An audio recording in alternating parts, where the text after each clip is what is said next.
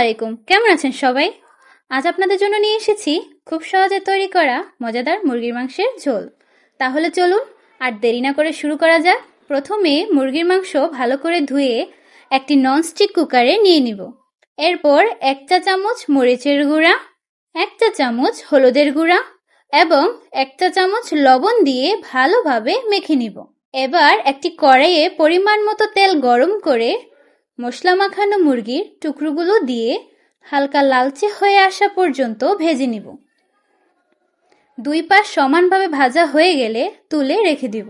এরপর অন্য একটি কড়াইয়ে তেল দিয়ে কুচি করা পেঁয়াজ, কাঁচামরিচ এবং তেজপাতা দিয়ে ভেজে নিব। পেঁয়াজ হালকা সোনালী রং ধারণ করলে পরিমাণ মতো হলুদের গুঁড়া, মরিচের গুঁড়া, জিরা গুঁড়া, ধনিয়া গুঁড়া, 2 চামচ রসুন বাটা, 2 চামচ আদা বাটা এবং টমেটো কুচি দিয়ে ভালোভাবে কষিয়ে নিব। মশলা ভালোভাবে কষানো হয়ে গেলে আগে থেকে সেদ্ধ করা আলু দিয়ে ভালোভাবে নেড়ে নিব। এরপর ভেজে রাখা মুরগির মাংস দিয়ে সবকিছু সুন্দরভাবে মিশিয়ে নিব। এবার পরিমাণ মতো গরম পানি দিয়ে দিব।